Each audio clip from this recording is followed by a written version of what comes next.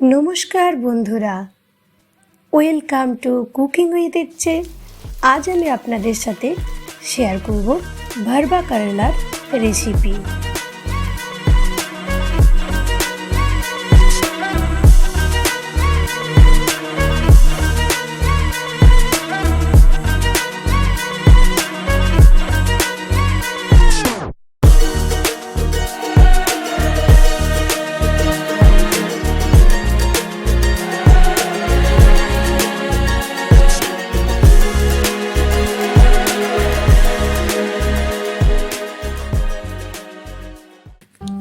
তো রেসিপি বানানোর জন্য এখানে আমি বেশ কয়েকটা করলা নিয়ে নিয়েছি। করলাগুলো খুব একটা বড় না নিলেই ভালো হয়। করলার সাইজটা এরকম বা এর চেয়ে একটু ছোট হলে সব থেকে ভালো হয়। তবে আমার কাছে এই সাইজটা ছিল, এই সাইজটা দিয়েই আমি করলাটা বানাবো। এখন আমি করলার ওপরের যে অংশটা সেটা এরকমভাবে আমি আলাদা করে দিচ্ছি। If you don't understand my language, then please on CC. My all recipe have English and Hindi CC and enjoy my recipe in your own language. अगर मेरी भाषा आपको समझ में नहीं आ रहा है तो स्क्रीन के राइट साइड CC लिखा हुआ है, उसको टच कीजिएगा तो मेरी भाषा आपको समझ में आ जाएगी। আর এই করলাটা কিন্তু একেবারেই তেতো হয় না। সবাই খেতে পারে। যাদের করলার টেস্ট ভালো লাগে না, তেতো লাগে, তাদেরও কিন্তু এই করলাটা ভীষণই ভালো লাগে। করলাটা চেষ্টা করবেন যেন খুব একটা বুড়ো করলা না হয়, তাহলে কিন্তু বীজ বেশি থাকবে। তাই করলাগুলো এরকম সাইজে নিলে বা এর চেয়ে একটু ছোট নিলে সব থেকে ভালো হয়। দেখতেই পাচ্ছেন সমস্ত উপরের অংশটাকে আমি প্রায় বাদ দিয়ে দিয়েছি, ওটাকে আলাদা করে নিয়েছি। ওটাও কিন্তু আমরা ইউজ করব। এখন এরকমভাবে একে মাঝ বরাবর চিড়ে নেব। একেবারে পুরোটা চেরার দরকার নেই, জাস্ট মাঝ বরাবর এরকমভাবে চিড়ে এর ভেতরে যে অংশটা আছে সেটাও আমরা আলাদা করে নেব। আর উল্টো দিক পর্যন্ত যেন এটা না যায়, জাস্ট উপরের একটা অংশ করলার এ করে নিলেই হবে। এখন একটা স্পুনের সাহায্যে ভেতরের যে অংশগুলো আছে সেগুলো আমি সেপারেট করে নেব।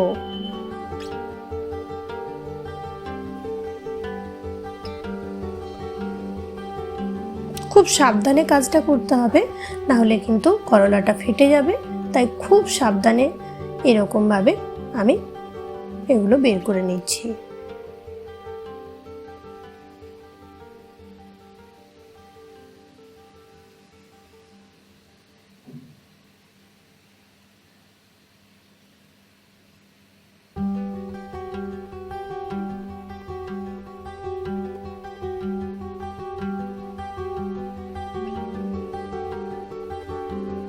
দেখুন কত সহজে বীজগুলো আমাদের বেরিয়ে আসছে। আর ভেতরের যে শাঁসালো অংশটা আছে সেটাও এটার মধ্যে আছে। খুব একটা বীজ কিন্তু হয়নি, তাই খেতেও এগুলো দারুণ হবে।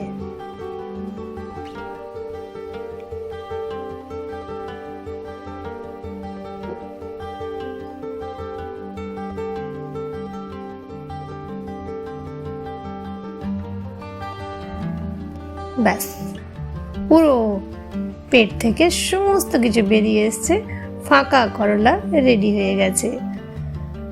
সেম প্রসেসে আমি বাকি করলাগুলোকেও আলাদা করে নেব আর একটা পাত্রের মধ্যে এই করলাগুলো রেখে দেব। সেম ভাবে ফলো করুন।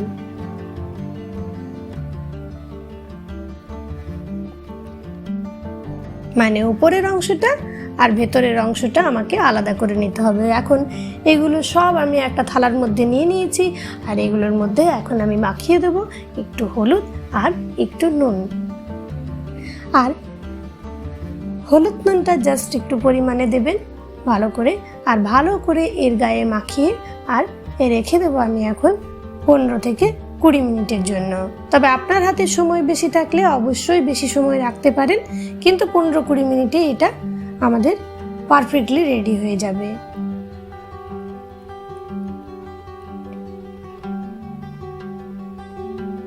ভালো করে গায়ে মাখিয়ে নিতে হবে যেন ভালোভাবে হলুদ আর নুনটা এর গায়ে মাখানো হয়।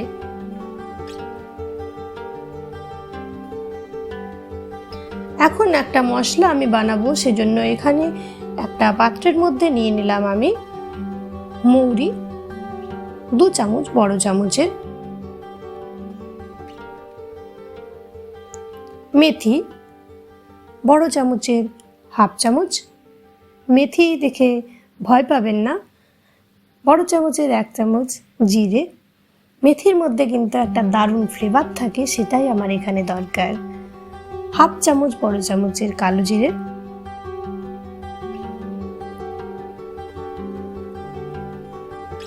আর ধনে, গোটা ধনে বড় চামচের 1.5 চামচ। এই সমস্ত অ্যারোমা এই রেসিপিটার মধ্যে অ্যাড হবে, আর এটা একটা দারুণ রেসিপি তৈরি হবে। এখন একটা শুকনো পাত্রের মধ্যে বসিয়ে দিয়েছিলাম, এটা একটু গরম হয়ে গেছে, দেখতেই পাচ্ছেন। মশলাগুলো আমি ড্রাই রোস্ট করে নিয়েছি। এখন ঠান্ডা করে মিক্সারের মধ্যে নিয়ে এটাকে শুকনো গুঁড়ো করে নিতে হবে। ততক্ষণে আমাদের করলাগুলো নুন আর হলুদ খুব ভালো মতো নিজেদের মধ্যে ভরে নিয়েছিল। এখন এগুলোর মধ্যে থেকে আমি জলটা সেপারেট করে নিচ্ছি। ঠিক ধরেছেন, তাহলে করলার মধ্যে যে তেতো ভাবটা থাকে সেটা কিন্তু চলে যাবে। তাই অবশ্যই এই প্রসেসটাকে ফলো করবেন। আর এটা স্টেপ বাই স্টেপ অনেক প্রসেস রয়েছে, তাই ভালোভাবে একটু লক্ষ্য করবেন ভিডিওটা। আর তাই ভিডিওটাকেও আমাকে বড় করতে হয়েছে, না হলে কিন্তু আমি বোঝাতে পারতাম না কিভাবে এই রেসিপিটা তৈরি হবে। তাই ক্ষমা প্রার্থী, কিন্তু রেসিপিটা জাস্ট অ্যাওয়েসাম হয়। এখন বীজ আর উপরের অংশটার আমি জলটা সেপারেট করে নিলাম, তেতো ভাবটা অনেকটাই কমে যাবে। আর এই রেসিপিটা একবার বানিয়ে অনেক দিন অবধি কিন্তু রাখা যায়, আর খেতে তো অপূর্ব হয়। বাচ্চা থেকে বড় সবাই পছন্দ করে খাবে। করলার মধ্যে থেকেও আমি জলটা আলাদা করে নেব, তবে করলাগুলো একটু সাবধানে প্রেস করবেন, কেননা এগুলো অলরেডি একটা সাইজ আমাদের কাটা আছে, তাই সাবধানে জলটাকে আমাদের সেপারেট করে নিতে হবে। এখন একটা ফ্রাই প্যান বসিয়ে দিয়েছি, আর তার মধ্যে আমাদের যে করলার উপরের অংশটা আছে সেটা দিয়ে দিলাম, আর আমি এর সাথেই দেব করলার যে বীজ বা শাঁসালো অংশটা আছে সেটাও।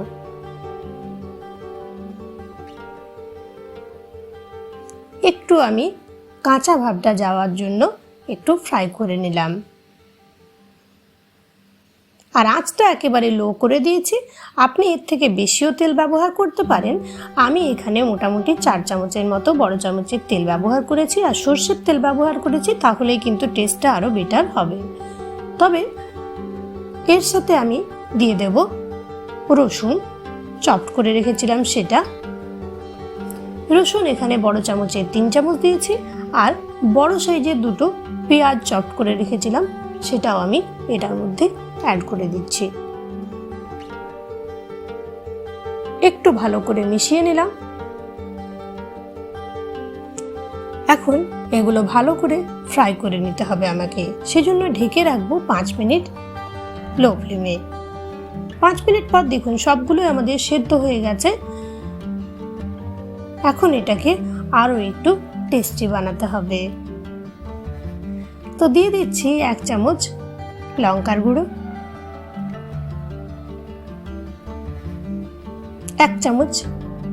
2 চামচ আমচুর পাউডার এখানে আমি ব্যবহার করেছি। আমচুর পাউডার তেতোকে অনেকটাই কমিয়ে দেবে, তাই আমচুর পাউডারটা অবশ্যই ইউজ করবেন। যদি আপনি আমচুর পাউডার ইউজ না করছেন তাহলে আপনি অবশ্যই ইউজ করতে পারেন নর্মাল আম। সেই ক্ষেত্রে 2টো আম ছোট ছোট করে চপ করে এখানে ব্যবহার করতে হবে, আর তখন পেঁয়াজের সাথে এগুলো আমাদের অ্যাড করে দিতে হবে। দিয়ে দিলাম হলুদ আর নুন পরিমাণ মতো, আর আমাদের যে সুন্দর অ্যারোমাওয়ালা মশলাটা রেডি করেছিলাম সেটাও আমি এটার মধ্যে অ্যাড করে দিলাম। একটু ভালো করে সমস্ত ইনগ্রেডিয়েন্টস একসাথে মিশিয়ে নিতে হবে, আর এই পর্যায়ে আপনি যে একটা ফ্লেভার পাবেন জাস্ট মন ভরে যাবে। 5 মিনিট ঢেকে রাখছি কম আছে। 5 মিনিট পর একেবারে পারফেক্টলি রেডি হয়ে গেছে, আর দেখেই বুঝতে পারছেন কতটা টেস্টি হবে এটাও। এখন একটা হাঁড়িতে বেশ জলটাকে গরম করে নিয়েছি, আর এর মধ্যে আমি একটা ফুটো ফুটো থালা বসিয়ে দেব। তবে আপনার কাছে যদি থালা না থাকে তাহলে আপনি কিন্তু এটার মধ্যে একটা কাপড়ও বসিয়ে নিতে পারেন, তবে জলটা যেন ভালো মতো গরম হয় সেই ব্যাপারটা কিন্তু লক্ষ্য রাখতে হবে।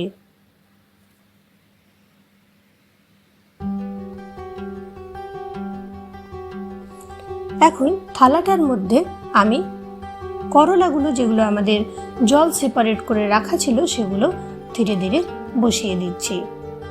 এটা একটু আমি ভাপা বানাচ্ছি, জাস্ট 15 মিনিট একটু ঢেকে রাখবো, যাতে এটা অনেকটাই সেদ্ধ হয়ে যায় আর আমাদের করলা ভাজতে সময়টা কম লাগে।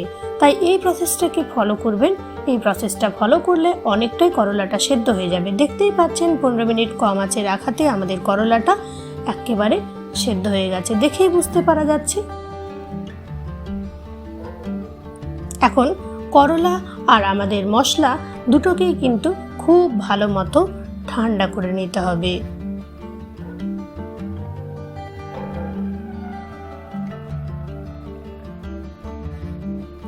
আর রেসিপি ভালো লাগলে প্লিজ একটা লাইক দিতে ভুলবেন না যেন। কমেন্ট করে জানাবেন যে রেসিপি কেমন লাগলো। চ্যানেলে প্রথম দর্শক বন্ধু হলে প্লিজ ফুল ভিডিওটাকে ওয়াচ করে চ্যানেলটাকে সাবস্ক্রাইব করতে ভুলবেন না যেন। আর এমনই নিত্য নতুন রেসিপি পেতে প্রতি সোম বুধ শুক্র সন্ধ্যে 6টা ভারতীয় সময়ে আমার সাথে থাকতে ভুলবেন না যেন। তো করলার মশলা দুটোই রেডি হয়ে গেছিল। এখন এটার মধ্যে করলাগুলোর মধ্যে আমরা মশলাটাকে পুরোপুরি ভরে নিচ্ছি, এরকম হাতের সাহায্যে। অলরেডি আমি ভরেছি 2-1টাতে, বাকিগুলো আপনাদের দেখিয়ে দিচ্ছি কিভাবে এখন রেডি করতে হবে।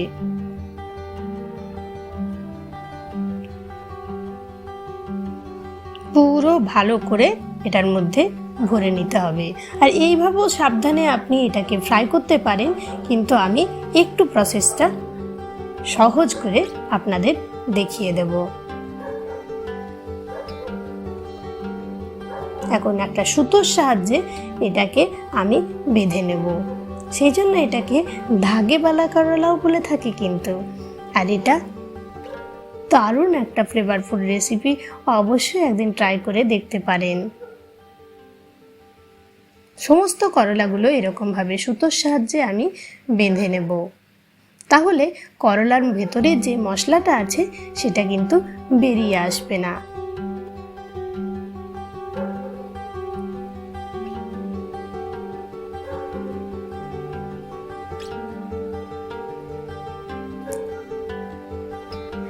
এখন একটা ফ্রাই প্যানের মধ্যে আমি আবার বেশ খানিকটা সরষের তেল গরম করে নিয়েছি। তেলটাকে গরম করে একেবারে ঠান্ডা করে নিতে হবে। তারপর এই পর্যায়ে আবার হালকা কুসুম গরম করে এগুলোকে ছেড়ে দিতে হবে। তার মানে প্রথমে হাই ফ্লেমে তেলটাকে হিট করে নিতে হবে, তারপর একেবারে ঠান্ডা করে নিতে হবে, তারপর কম আঁচে একেবারে কুসুম গরম করে করলাগুলোকে এটার মধ্যে বসিয়ে দিতে হবে। আমি এখানে সমস্ত করলাগুলোই বসিয়ে দিয়েছি, আপনার ইচ্ছে হলে কমও বসাতে পারেন। ঢেকে রাখবো 5 মিনিট আমি। তবে আপনি এটাকে পুরোপুরি যেরকমভাবে আমরা পকোড়া বানাই সেইভাবেও এটাকে ফ্রাই করে নিতে পারেন। আমি কম তেলে একটু বানাচ্ছি, তাই ধীরে ধীরে সময় নিয়ে এটাকে বানাচ্ছি। একটা পিঠ হয়ে গেছিলো, এইভাবে আমি উল্টে পাল্টে সমস্ত করলাগুলো ভালো করে ক্রিস্পি করে বানিয়ে নেব। আর কম তেলেও এটা কিন্তু কম ক্রিস্পি হবে না, জাস্ট দারুণ লাগে খেতে। একদিন অবশ্যই বানাবেন। উল্টে আবার আমি ঢেকে রাখবো এটাকে 5-7 মিনিটের জন্য। আর আঁচটা একেবারে আমি কম করে দিয়েছি, যাতে করে খুব ভালো করে কুকড হয়ে যায়। দেখেই বুঝতে পারছেন একেবারে কুকড হয়ে গেছে আমাদের কিন্তু, দেখুন। আর মশলা যে ভেতরের আছে সেটাও কিন্তু বেরিয়ে আসেনি, একেবারে পারফেক্টলি হয়েছে। কেননা সুতো দিয়ে বেঁধে রেখেছিলাম, তাই কিচ্ছু রকম কোনো জিনিস বেরিয়ে আসেনি। এখন আমি তুলে নিচ্ছি। দেখুন ভীষণ লোভনীয় এই রেসিপিটা বাচ্চা থেকে বড় সবার পছন্দ হবে। আর করলার মধ্যে যে গুণাগুণ আছে সেটা তো বলে শেষ করা যাবে না। কথায় বলে নিম তেতো করলা তেতো, কিন্তু স্বাস্থ্যের জন্য এটাই কিন্তু ভালো।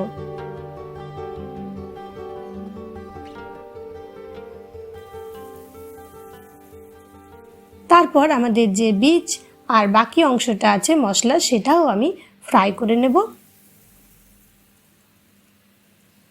কোনো জিনিসই ফেললাম না, অথচ টেস্টটা বহু গুণে বেড়ে গেল। দেখতেই পাচ্ছেন ফ্রাইটা আমাদের কি সুন্দরভাবে হয়ে গেছে। এখন আমরা সার্ভ করে নেব। সবাই ভালো থাকবেন, সুস্থ থাকবেন। ধন্যবাদ।